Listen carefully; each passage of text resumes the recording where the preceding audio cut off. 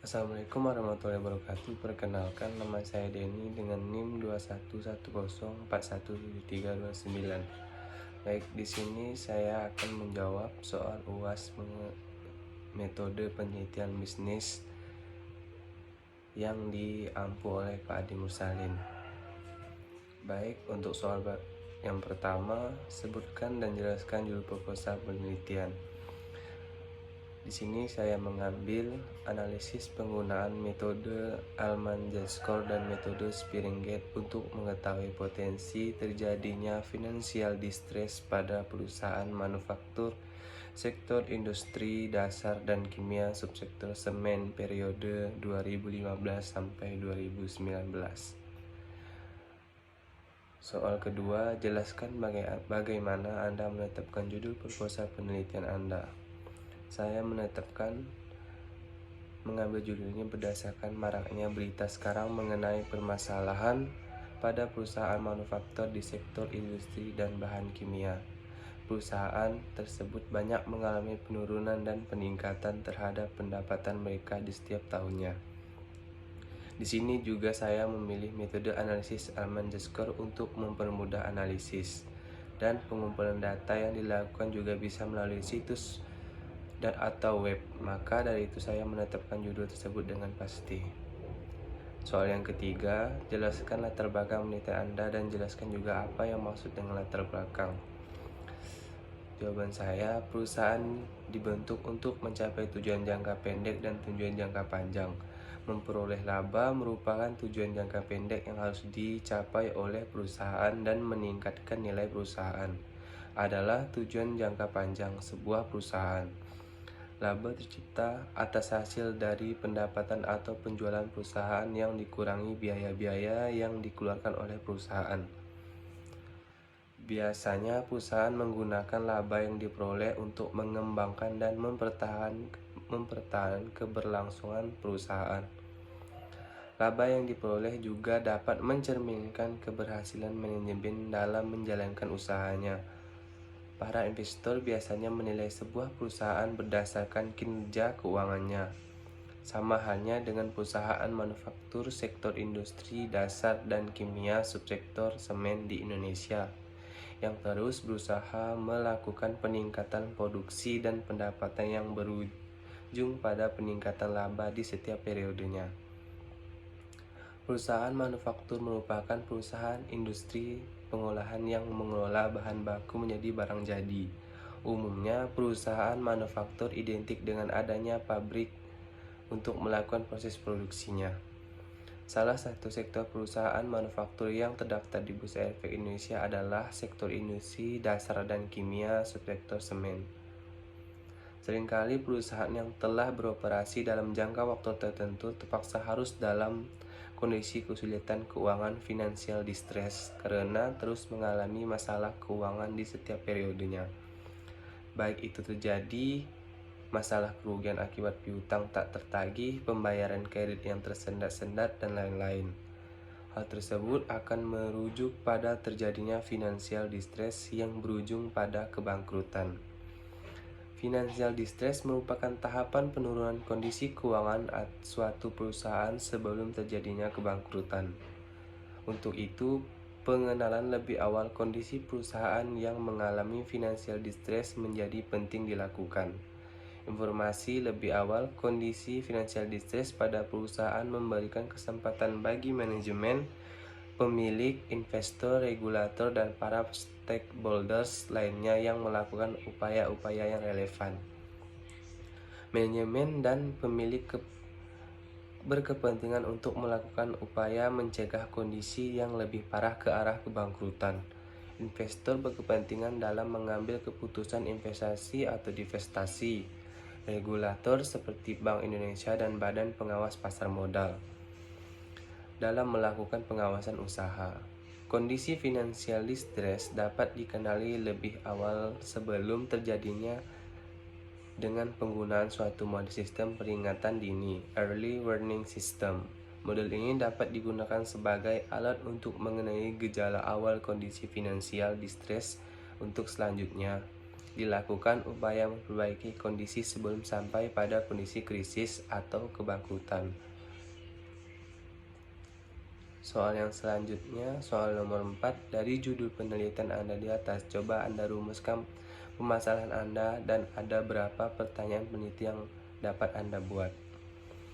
Jawaban saya, dari penelitian yang saya lakukan, saya mendapatkan beberapa pertanyaan, yaitu apakah perusahaan manufaktur sektor industri dan dasar kimia subsektor semen di Indonesia mengalami financial distress atau tidak berdasarkan metode Alman Z-Score periode 2015-2019. Yang kedua, apakah perusahaan manufaktur sektor industri dasar dan kimia subsektor semen di Indonesia mengalami financial distress berdasarkan metode Spearinggate 2015-2019. Yang ketiga, apa tren kondisi keuangan yang dialami perusahaan manufaktur sektor industri dasar dan kimia subsektor semen di Indonesia berdasarkan periode 2015-2019. Yang terakhir, apakah terdapat perbedaan hasil prediksi financial distress dengan metode Alman Z-Score dan Spearinggate? Selanjutnya, soal nomor 5, apa tujuan penelitian yang Anda lakukan? Yang pertama, untuk mengetahui perusahaan manufaktur sektor industri dasar dan kimia subsektor semen di Indonesia mengalami financial distress berdasarkan metode Alman Z-Score periode 2015-2019. Yang kedua, mengetahui perusahaan manufaktur sektor industri dan dasar kimia subsektor semen di Indonesia mengalami financial distress berdasarkan metode Spearinggate periode 2015-2019. Yang ketiga, untuk mengetahui tren kondisi keuangan yang dialami perusahaan manufaktur sektor industri dasar dan kimia subsektor semen di Indonesia pada periode 2015-2019. Dan yang terakhir, untuk mengetahui terdapat perbedaan hasil prediksi financial distress dengan metode Alman Z-Score dan Spearinggate. Untuk soal selanjutnya, soal nomor 6, jelaskan juga teori yang Anda gunakan untuk mendukung penelitian Anda. Ada beberapa definisi laporan keuangan yang dimukakan oleh para ahli, yaitu Ikatan Akuntansi Indonesia IAI 2004 dalam Standar Akuntansi Keuangan menyebutkan bahwa laporan keuangan merupakan bagian dari pelaporan keuangan yang meliputi neraca, laporan laba rugi, laporan perubahan posisi keuangan, catatan, dan laporan lain, serta materi penjelasan yang merupakan bagian dari integral dari laporan keuangan. Yang kedua, ada Arahap 2007. Laporan keuangan menggambarkan kondisi keuangan dan hasil usaha suatu perusahaan pada saat tertentu atau jangka waktu tertentu. Adapun jenis laporan keuangan yang lazim dikenal adalah neraca atau laporan laba rugi atau hasil usaha, laporan arus kas, laporan perubahan posisi keuangan. Menurut Rian dan Miyoshi dalam Yulia Stari dan Wirakusuma 2013, tujuan laporan keuangan yaitu 1. Memberikan berbagai macam informasi pada periode tertentu, periode akuntansi per 1 tahun, misalnya seperti perubahan aset perusahaan. Yang kedua, memberikan penilaian tentang kondisi perusahaan atau kinerja keuangan perusahaan. Yang ketiga, membantu dalam memberikan pertimbangan untuk pihak-pihak tertentu. Selanjutnya ada Arahap 2007. Para pemakai laporan keuangan beserta gunaannya dan dapat dilihat sebagai berikut. 1. Pemegang saham. Pemegang saham ingin mengetahui kondisi keuangan perusahaan, aset, utang, modal, hasil, biaya, dan laba.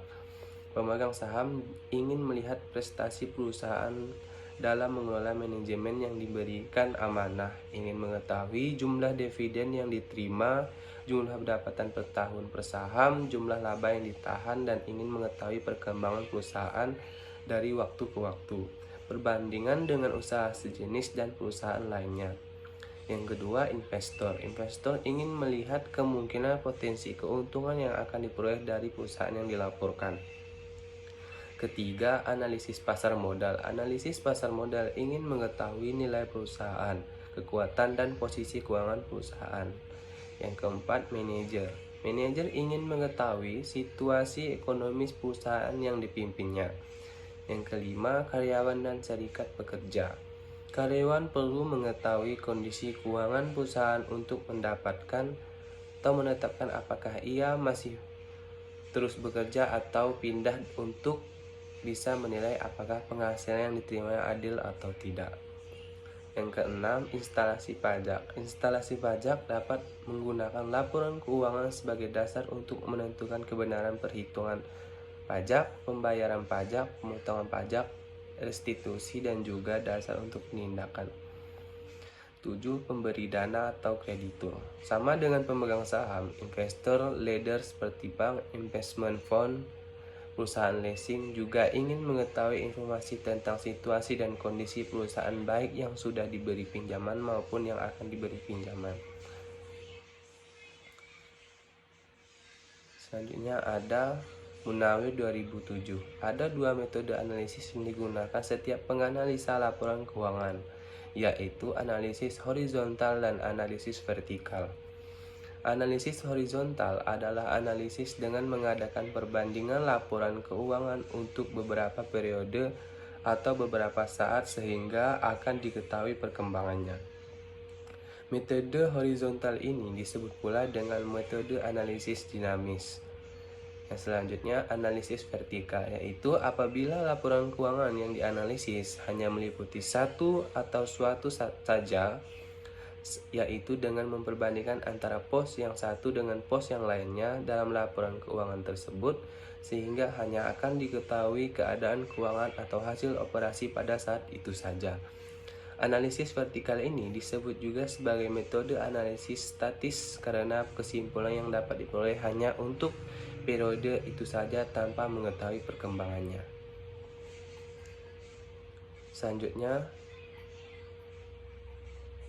ada menurut Alman dalam Pramuditya 2014. Financial distress digolongkan ke dalam 4 istilah umum, yaitu economic failure.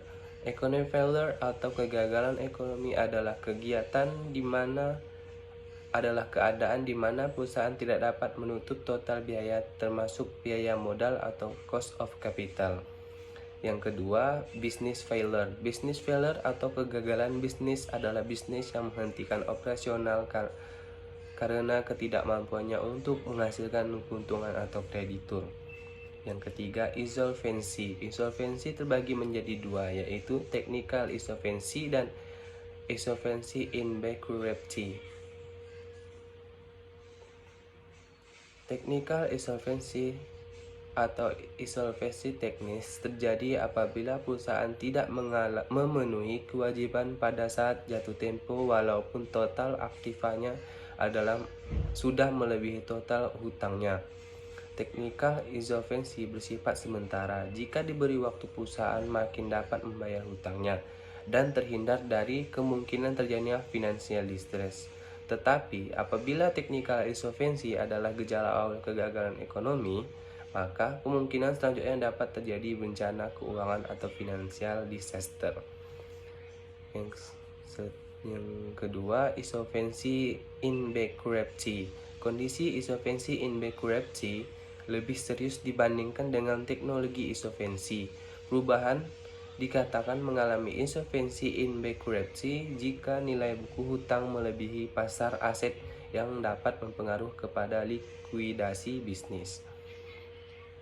Yang keempat, bankruptcy. Perusahaan dikatakan bangkrut secara hukum jika telah diajukan tuntutan secara resmi oleh undang-undang. Nah, di sini ada beberapa penyebab terjadinya financial distress. Menurut Lizard dalam Pramuditya 2014 adalah sebagai berikut. Yang pertama, neoclassical model.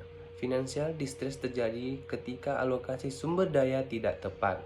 Yang kedua, financial model. Financial distress ditandai dengan adanya struktura keuangan yang salah dan menyebabkan batasan likuiditas atau liquidity constraints. Yang ketiga, corporate government model. Financial distress menurut corporate government model adalah ketika perusahaan memiliki susunan aset yang tepat dan struktural keuangan yang baik namun dikelola dengan buruk.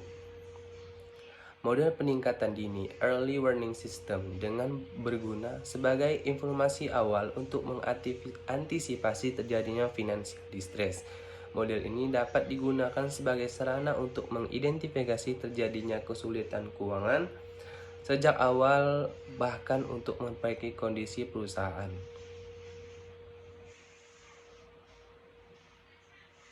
Selanjutnya ada metode prediksi financial distress.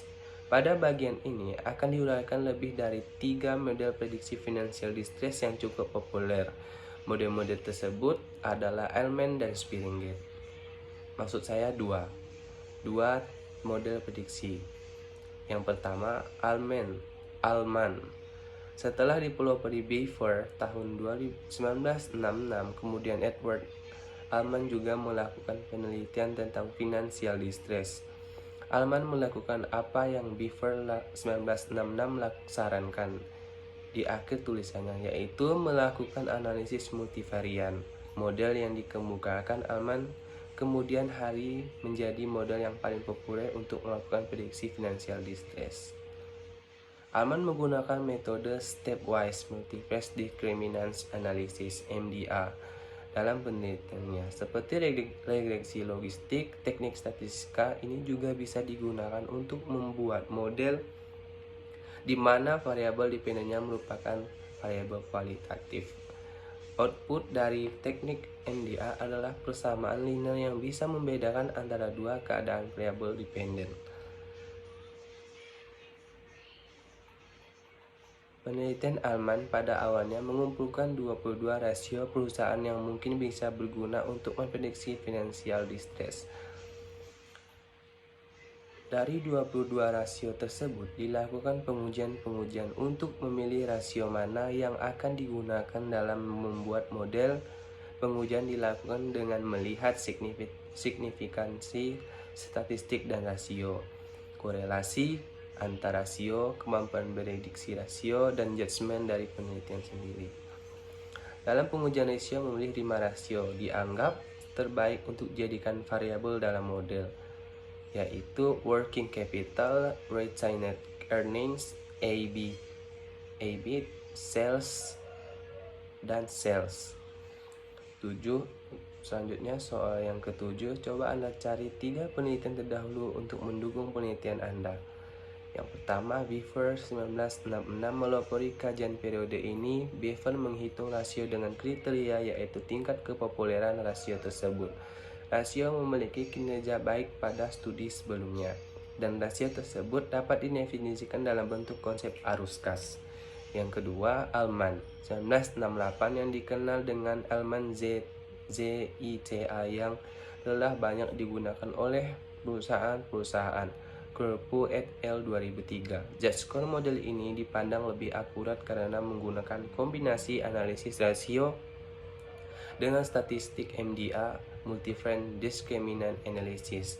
Amendola et al. 2011. Yang ketiga, Tefler 1982. Dalam Argan-Auer-Tefler 2003 menggunakan EBIT atau total aset atau total liabilities, employed quick access, working capital, and work-statum.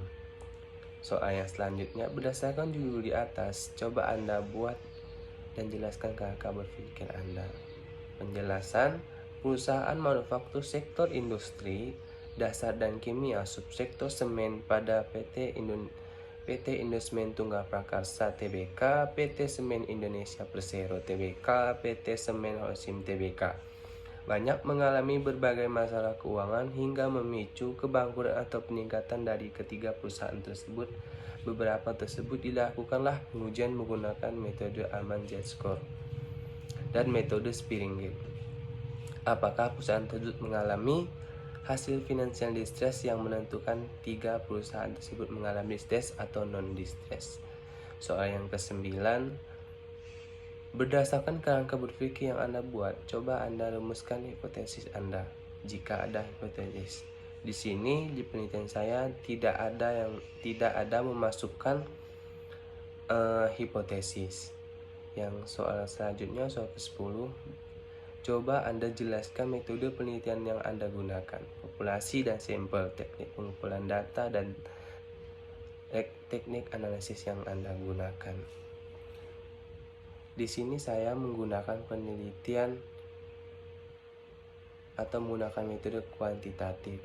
Populasi menurut Sugiono 2011 adalah wilayah generalisasi yang terdiri atas objek atau subjek yang mempunyai kualitas atau karakteristik tertentu yang ditetapkan oleh peneliti untuk dipelajari dan kemudian ditarik kesimpulannya.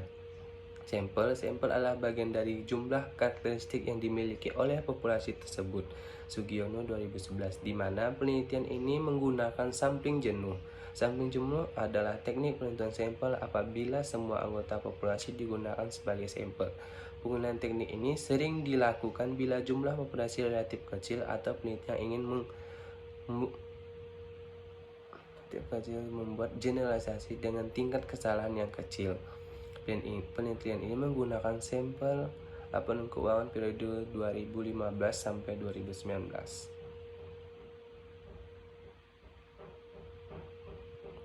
Pada perusahaan manufaktur sektor industri dasar dan kimia subsektor semen, berikut yang dijadikan sampel yaitu PT Semen Indonesia Persero Tbk, PT Semen Holcim Indonesia Tbk, dan PT Indosemen Tunggal Prakarsa Tbk. Soal yang 11 bagian A, yang terakhir, berdasarkan judul di atas, ada berapa variabel yang Anda gunakan dalam penelitian Anda? Jawaban saya hanya menggunakan variabel mandiri atau variabel yang berdiri sendiri atau bukan variabel dependent. Selanjutnya saya akan menjawab bagian B. Pertanyaan ini berkenaan dengan video yang dikirim Pak Adi dari berbagai link. Ada 4 link. Yang pertama, sebutkan dan jelaskan topik-topik yang dibicarakan di keempat video tersebut. Link pertama yaitu topiknya metode penelitian. Link kedua topiknya variabel-variabel penelitian, manajemen pemasaran. Yang ketiga variabel-variabel penelitian manajemen sumber daya manusia. Yang keempat kumpulan judul skripsi manajemen keuangan. Yang kedua, sebutkan nama pembicara keempat video di atas. Di video pertama, pembicaranya adalah Prof. Dr. Ir. Bambang Juanda, MSI. Di link kedua, Timotius Duha, SEMM. Di link ketiga, sama dengan kedua, Timotius Duha, SEMM. Dan yang terakhir, link keempat, pembicaranya adalah ilmuwan muda. Soal yang ketiga, jelaskan apa yang dijelaskan masing-masing pembicara di keempat video di atas. Link pertama, menjelaskan banyak metode ilmiah yang bisa digunakan, harus menggunakan salah satu sekunder maupun primer. Di bab 2, harus memasukkan tinjauan pustaka, mengambil dari penelitian terdahulu, harus menggunakan teori ingest value dari Ingest Smith. Link kedua, video tersebut menjelaskan tentang variabel-variabel penelitian yang bisa dipakai dalam judul penelitian, yaitu penelitian MSDM, terdiri dari 4 area peneliti, yaitu hubungan ketenagakerjaan, organisasi, dinamika pekerjaan, dan pekerjaan. Nah, area hubungan ketenagakerjaan ada beberapa variabel yang digunakan, yang beberapa adalah akulturasi dari gaji atau upah intensif, keseimbangan keluarga, dan pekerjaan. Hubungan ketenagakerjaan, keorganisasian, dinamika pekerjaan, dan orang pada pekerjaan biasanya ini variabelnya itu biasanya variabel dominan untuk YI jeda, jadi bukan berarti karena dia dominan dia tidak bisa menjadi X. Video link ketiga mengenai variabel-variabel penelitian dalam menjelaskan manajemen permasalahan.